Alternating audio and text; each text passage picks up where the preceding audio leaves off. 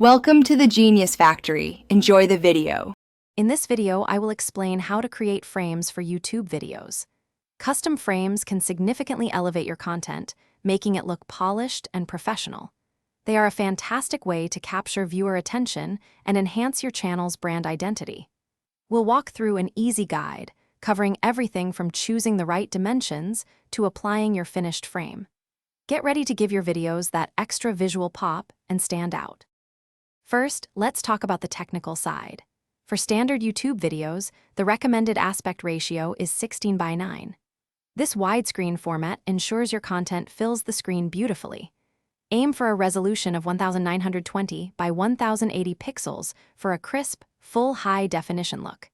You can create these frames using accessible software such as Canva, Clipchamp, or the more advanced DaVinci Resolve, many of which offer free versions. Now for the creative part, designing your frame.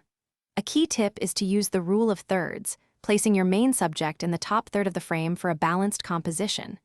Your frame should enhance, not overpower, your video content, so choose colors and styles that complement your visuals.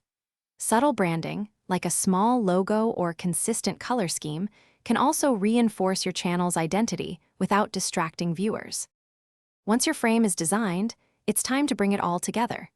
Import both your video footage and your newly created frame into your editing software.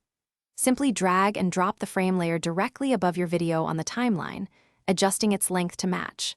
Finally, export your masterpiece.